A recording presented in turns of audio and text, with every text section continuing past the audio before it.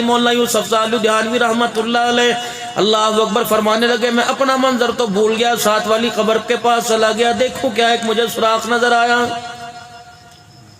میرے دل کے اندر خیال آیا بچھو ہوگا، سانپ ہوگا، کوئی کاٹنے والا، اللہ اکبر، قبر کا بجو ہوگا، لیکن میں نے قبر کے اندر جھانک کے دیکھا، ایک میرے عزیزو چاندی کی ڈالی ہے، درخت کی ساخ ہے، اس کے اوپر 3 انگور چاندی کے لگے ہوئے ہیں، درمیان والا انگور پھٹا ہوا ہے، ایک قطرہ اس انگور کے اندر سے گرتا ہے، ایک خوبرو نوجوان لڑکی ہے، یوں کر کے قبر میں منہ کھولتی ہے، وہ انگور کا قطرہ اس کے منہ کے اندر جاتا ہے، ٹپ کی آواز آتی ہے، وہ اس قطرے کو چوسنے لگ جاتی ہے قبر کے اندر۔ اب اس مسئلے کو زیادہ نہ وہ کر لینا کہ عذاب قبر ہوتا کہ نہیں، یہاں نہیں سنتے وہاں نہیں سنتے، اللہ کے واسطے ان پروگراموں کو ان چیزوں سے پاک رکھا کرو۔ مولانا یوسف صاحب لدھیانوی رحمت اللہ علیہ پریشان ہو گئے اور فرمانے لگے اس کا والی وارث کون ہے؟ او علاقے والوں آ جاؤ، گاؤں والوں آ جاؤ، رشتہ دار آ جاؤ، دیکھو جنت کا منظر اللہ جل شانہ قبر کے اندر دکھا رہا ہے، مالک کائنات دکھا دے، اللہ جنت کو دنیا کے اندر دکھا دے، نہ دکھانا چاہے جنت کو سامنے رکھ کر بھی نہ دکھائے،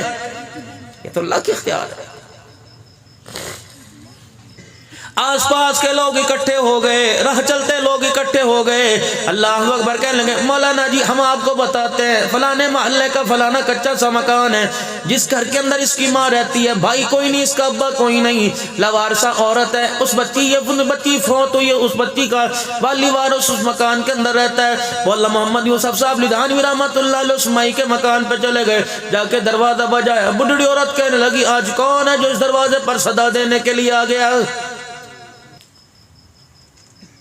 مولانا یوسف لدھیانوی رحمت اللہ علیہ اس بچی کے دروازے پہ چلے گئے، جا کے انہوں نے کہا کون ہے جو آج پردیش سے آیا ہوگا، اپنا تو کوئی پورا پھیرا مارتا کوئی نہیں۔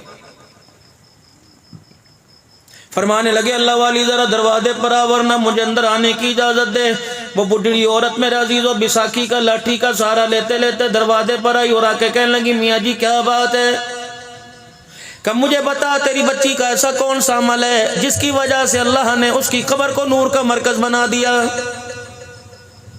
جنت کے میوے قبر کے اندر میں نے اللہ اکبر اسے استعمال کرتے جنت کے میوے کھاتے دیکھا۔ وہ بوڑھی عورت دیوار کا سہارا لے کے رونے لگ گئی، کہنے لگی کیوں سے جنت کا میوہ نہ ملے، دنیا کے اندر صبر شکر کے ساتھ وہ زندگی گزار کے گئی، ایسا کوئی عمل تو مجھے یاد کوئی نہیں جو اس نے زندگی کے اندر کیا ہو۔ مولانا یوسف صاحب لدھیانوی رحمت اللہ علیہ فرمانے لگے بی بی کوئی عمل تو بتا دے۔ کہ کون سا عمل بتاؤں؟ دنیا کے اندر پیدا ہوئی، دنیا میں میری کوکھ سے گود میں آئی، معذور پیدا ہوئی، زندگی کے 15-16 سال اس نے معذوری میں گزار دیے، جب اس کا آخری وقت آیا اس وقت اللہ پاک نے اس کے ہاتھوں پیروں میں جان عطا فرما دی۔ کہ کیسے ہوئی؟ کبھی صاحب پخانے کی حاجت ہوتی، میں اسے کندھے پر چنڈی پر اٹھا کر گودی میں اٹھا کے میں باتھ روم ٹوائلٹ میں لے جاتی، نہانے کی حاجت ہوتی میں اپنے ہاتھوں سے نہلاتی، روٹی کی حاجت ہوتی اتنی معذور تھی کہ کھانا بھی نہیں کھا سکتی تھی، میں اپنے ہاتھ سے روٹی کا ٹکڑا توڑ توڑ کے کھلاتی۔ مجھے سمجھ نہیں آتی کون سا عمل ہے جس کی وجہ نے جس کی وجہ سے پروردگار عالم نے اس کے لیے جنت کے میوے قبر میں اتار دیے۔ کہ کوئی تو ہوگا عمل۔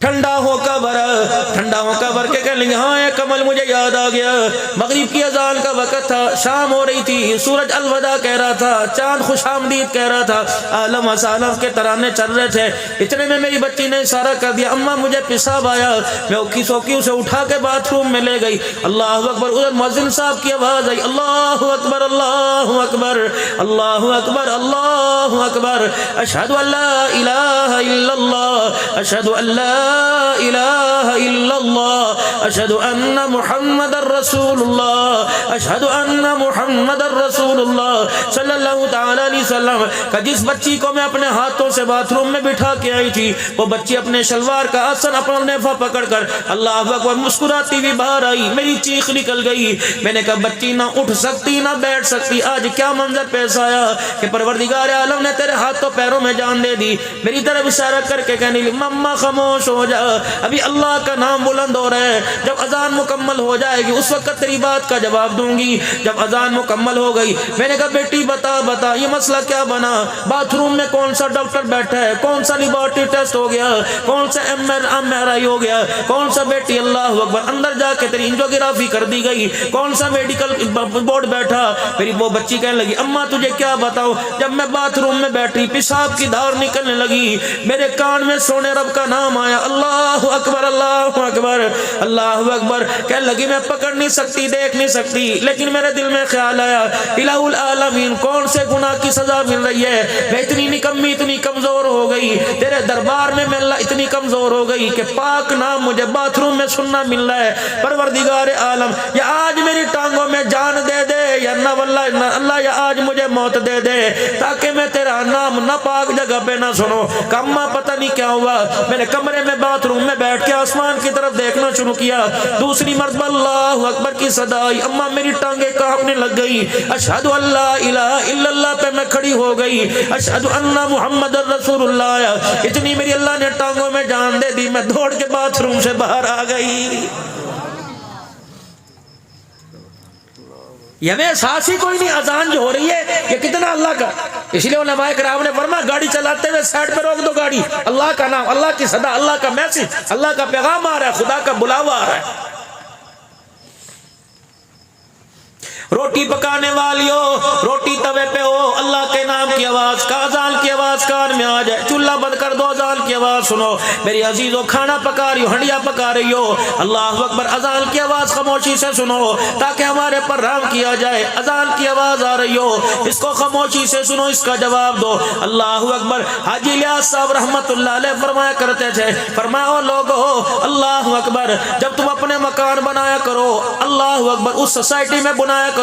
اس کالونی میں بنایا کرو جس کالونی میں اللہ کا گھر ہو، جس پاڑے میں جس اللہ اکبر بلاک میں اللہ کا گھر ہو۔ اللہ والے کیا ہو، فرمایا مکان کی تعمیر اس طرح کرنا، اپنے مکان کے دروازے مسجد کے دروازے کی طرف، اپنے روشن دان مسجد کے دروازے کی طرف، اپنے مکان کی کھڑکی مسجد کے دروازے کی طرف۔ اللہ والے کیا ہوگا، فرمایا 5 وقت کی آواز آئے گی تمہارے گھروں کی دیواروں سے ٹکرائے گی، جہاں جہاں اللہ کا نام سنائی دے گا شیطان نحوست قدرت اللہ وہاں سے بگا دے گا، تمہارے گھر میں اذان کی وجہ سے آسمان سے رحمت اور خدا کی برکت آئے گی۔